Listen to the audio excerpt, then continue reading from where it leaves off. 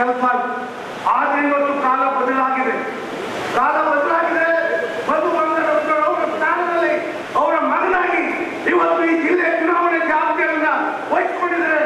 ಆದ್ರಿಂದ ಕಾರ್ಯಕರ್ತರು ಯಾವುದೇ ಅಪಪ್ರಚಾರಕ್ಕೆ ಎದುರುಕೊಳ್ಬಾರ್ದು. ಹೇಳ್ತಾರೆ 75,000 ಮತಗಳ ಅಂತರ ಗೆದ್ದಿದ್ದೇವೆ ಅಂತ.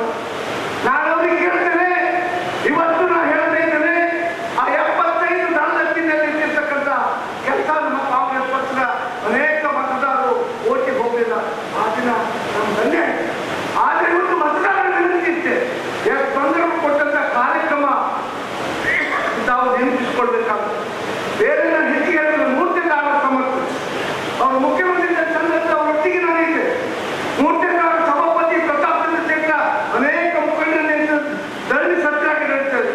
ಅವರು ಮುಖ್ಯಮಂತ್ರಿ ಪ್ರಮಾಣ ವಚನ ಸ್ವೀಕರಿಸಿದ ಮೇಲೆ ಮೊತ್ತ ಮೊದಲ 3 ತಿಂಗಳ ಕಂಡುಹಿಡಿಸುವಂತ ಕೆಲಸವನ್ನ ಸಹಕಾರ ಸಂಸ್ಥೆ ಹುಟ್ಟು ಹಾಕಿ ಈ ಜಿಲ್ಲೆ 2 ಜಿಲ್ಲೆ 3 ಜಿಲ್ಲೆಗೆ ನ್ಯಾಯ ಕೊಡ್ತಕ್ಕಂಥ ಕೆಲಸ ಆಗ್ತಿಲ್ಲ. ಅದು ಎಸ್ ಬಂಗಾರಪ್ಪನಿಂದ ನಾವು ನೆನಪಿಟ್ಕೊಳ್ಬೇಕಾಗ್ತದೆ. ಇವತ್ತು ನಾನೊಬ್ಬ ಅಕ್ರಮ ಸಕ್ರಮದ ಶಾಸಕನ ಇಲ್ಲಿದ್ದರೂ ಸಹ ಹೆಚ್ಚುವರಿ ಸಮಿತಿ ಅಧ್ಯಕ್ಷ ಮಾಡಿದೆ. ಹೆಚ್ಚುವರಿ ಸಮಿತಿ ನಾನೀಗ ಅಧ್ಯಕ್ಷ. ಇದಕ್ಕೆ ಯಾರು ಕಾರ್ಯಕರ್ತರು?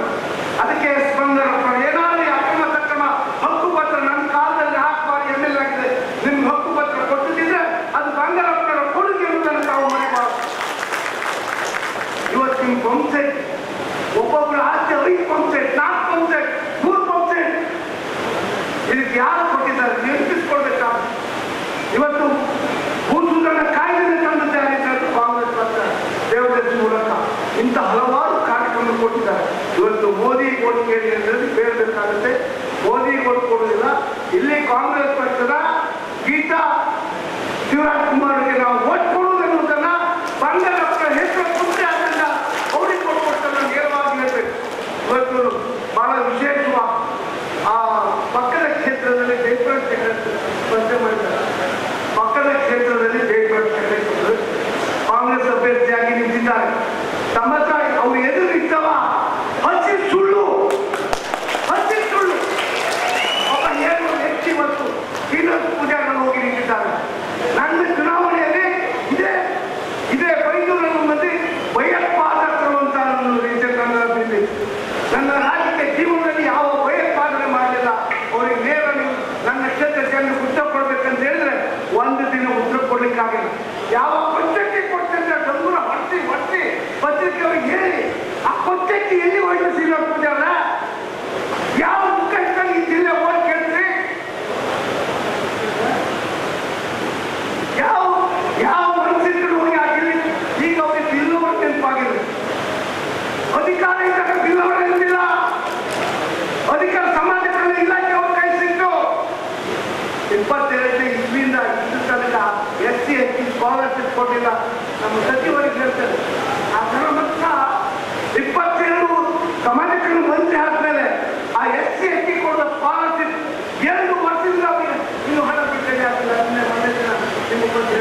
ಅವ್ರ ಜನ ಕಾಲ ಸಮಾಜ ಕಲ್ಯಾಣ ಇಲಾಖೆ ಯಾರು ಕೊಡ್ತಾರೆ ಅದು ಅತ್ಯಂತ ಸಮಾಜ ಕಟ್ಟಕ್ಕಿಡುವ ಜನರಿಗೆ ನ್ಯಾಯ ಮಾಡಲಿಕ್ಕೋಸ್ಕರ ಅವರಿಗೆ ಹಕ್ಕು ಕೊಡ್ತಾರೆ. ಆದ್ರೆ ಈ ಮನಸ್ಸ ಇಂದು ಈ ಜಿಲ್ಲೆಯ ಯಾವ ಜನರ ಮನಸ್ಸನ್ನ ಕೆಲಸ ಮಾಡ್ಲಿಕ್ಕೆ ಹೋಗಿಲ್ಲ. ಈಗ ಜಾತಿ ನಾನು ಯಾರು ಹೇಳ್ತಾರೆ ನಾನು ಪೂಜಾರಿ ಜಾತಿಯಲ್ಲಿ.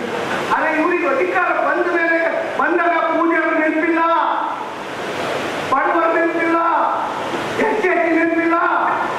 ಇವತ್ತು ಪಾರ್ಲಿಮೆಂಟ್ಗೆ ಚುನಾವಣೆ ಅಂತ ನಾನು ಕೇಳ್ತೇನೆ. ದಯವಿಟ್ಟು ನಾನು 4 ಬಾರಿ MLA ಆಗಿದ್ದೇನೆ. 4 ಬಾರಿ MLA ಆಗಿದ್ದೇನೆ. ನನಗೆ ಹಿಂದಿ ಬರೋದು, ಇಂಗ್ಲಿಷ್ ಬರೋದಿಲ್ಲ.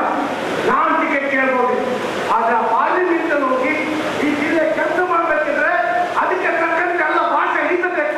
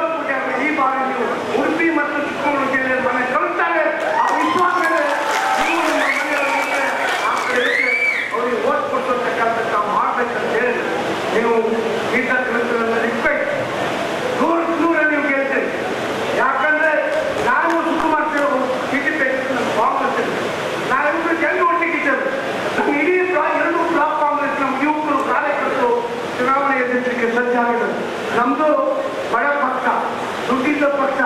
ಯಾವುದೇ ಚುನಾವಣಾ ಬಾಂಬು 47% ತಕ್ಕಂಡು ಕಾಂಗ್ರೆಸ್ ಪಾರ್ಟಿ.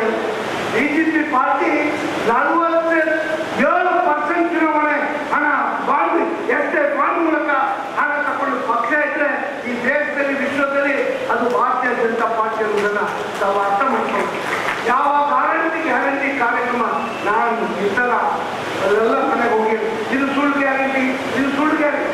ಯಾವುದು ಸುಳ್ಳು ಗ್ಯಾರಂಟಿ ಅಪ್ಪ?